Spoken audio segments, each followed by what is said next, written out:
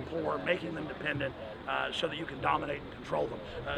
Their minutes have been leaked. Their documents have been public. They want a neo-feudalistic worldwide tyranny.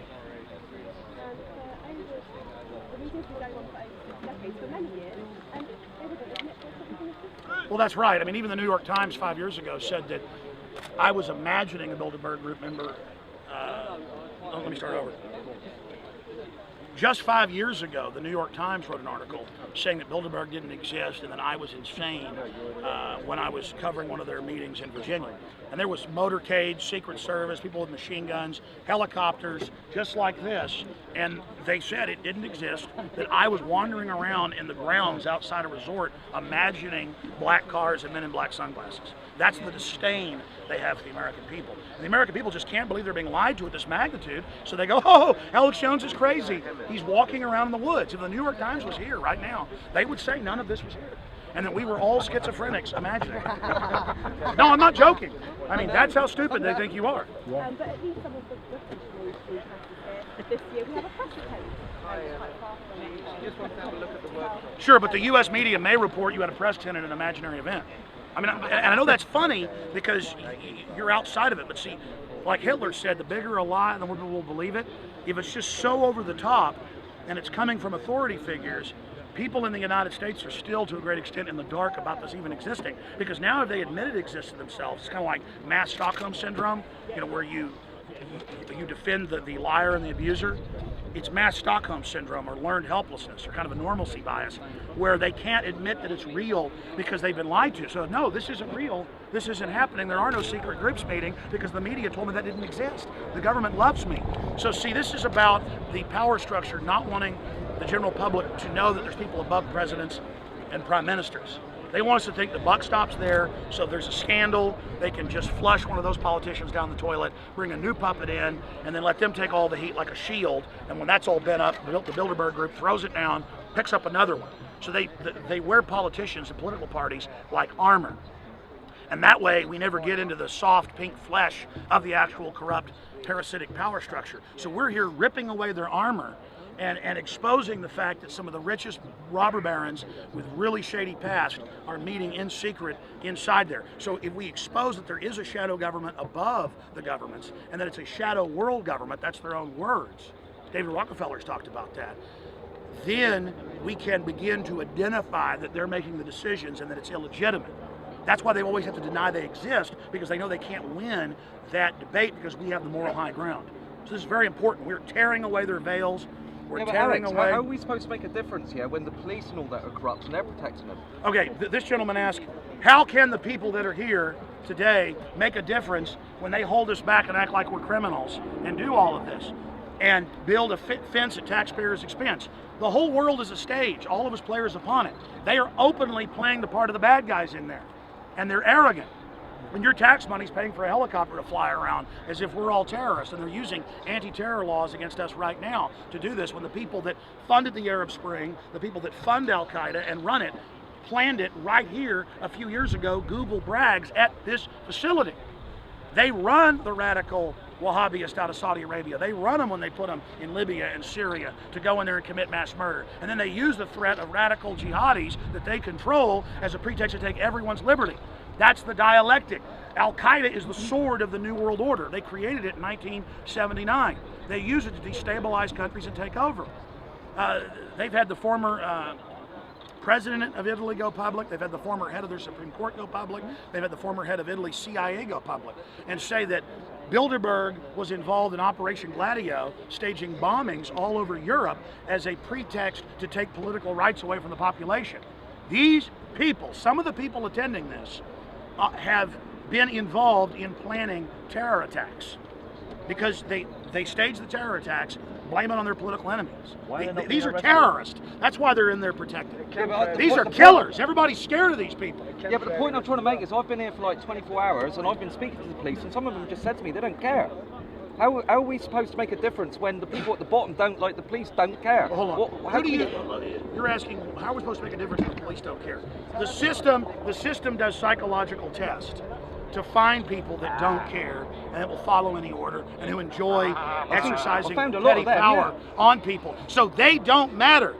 Okay, that we've had a huge victory in the fact that they've tried to deny this thing exists, and now we force it into hundreds of newspapers the last few days. That totally freaks them out. I have sources inside Bilderberg, okay? I have sources through the U.S. Senate. I have sources through Hollywood, okay? I have sources. There is a huge debate that's going to start tomorrow. They're arriving today about whether they should basically just shut this thing down or make it a public Davos and bring everybody in, and then they meet in their hotel rooms privately.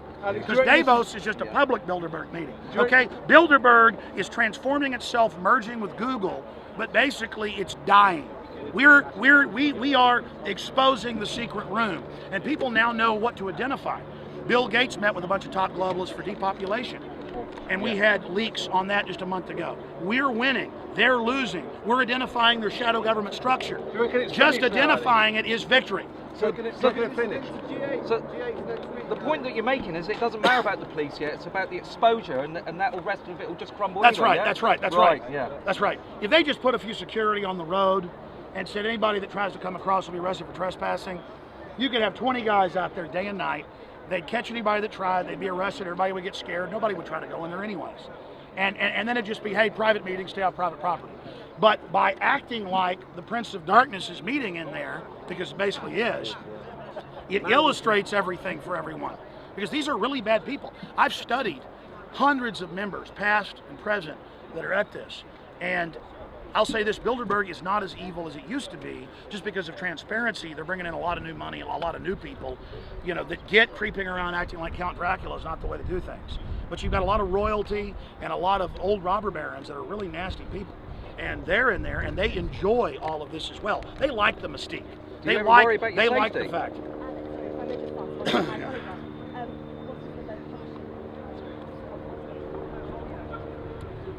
Sure.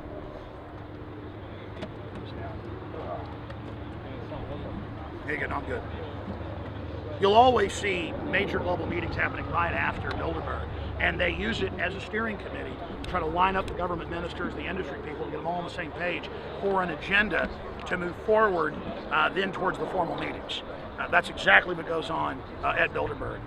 G8, G20, absolutely. You'll have many of the members of the G8 and the G20, like in some cases all of them, attending here in secret. And of course that's important. Of course that's something the media should be out here. I mean, if you had the Prime Minister meeting with, say, some other president or leader, you'd have this many press there normally. But then they say, oh, it's ridiculous to cover a secret meeting. If you had 150 Hollywood stars meeting in secret in there, you'd have 15 helicopters over here right now. There wouldn't be any no-fly zone to protect the Hollywood people. But because it's the real power structure meeting, there's a no-fly zone, and they're keeping the serfs, the slaves, the peasants back. Because we have power. They don't want the light of exposure on them. One last point I want to make. Just one last point. Good deeds are done in the sunshine. Bad deeds are done in the dark. And we know many of their deeds. Many of their minutes have been stolen, leaked to us, confirmed over the years, WikiLeaks. Henry Kissinger is in these meetings. These are minutes from the State Department saying, illegal we do immediately. Unconstitutional takes a little longer. I mean, that's what's going on in there, okay? These are very dangerous people. And you asked, do I fear for my life? I fear for my children's future and all of your children's future. If we don't stand up to these people, all that evil men and tyrants need to flourish is that good men and women do nothing. And so we're here in defiance of their tyranny, and I salute you all for being here.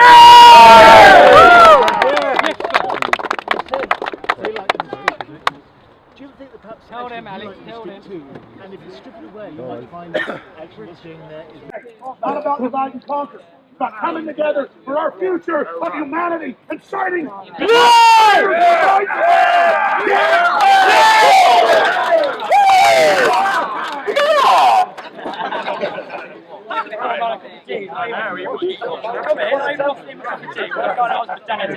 Thanks very much. I'm off to Hey, God bless, man.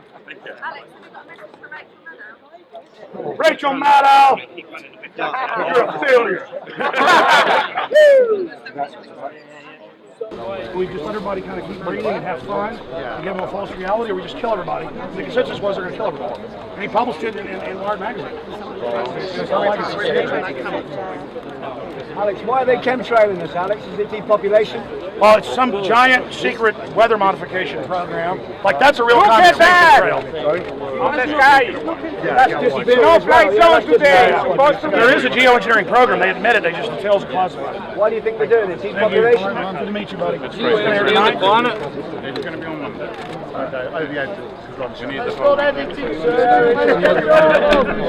First time I saw it, it was mailed to me. I think it was like an author by like Walter Williams, and then I later saw it in some Chicago newspaper, and then I was able to find a large part of it. And then I mean, I've got an interview with movie stars that I never aired, that I can't find in my giant labyrinth of crap. But yeah, I mean, I'm just saying I've got all this stuff I can't. Yeah, but I think people should go look it up. It was a Caribbean slave manual that was translated out of Latin, and then it had been translated into English, a shorter version for slave owners on the East Coast.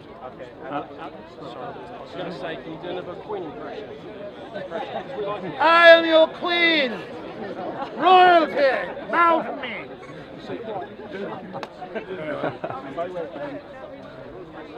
No. Dennis Hopper. That's what Question, do you know who this lady was? Just doing the money shot. And she got long straight blonde hair, short pink dress. She looked good, didn't she? I forgot. Did you say about the other interview you were supposed to do with her? There isn't another one at the studio. Oh, so when they have it on the Alex show. Okay. I had that Alex Jones person contact us. We had both Alex Jones. Want to do an interview? Sure. Hi. All right. Is that Silky? Hey, how you doing? Sorry I teach you on the phone. Nice to meet you. Pleasure. Alex. Yeah.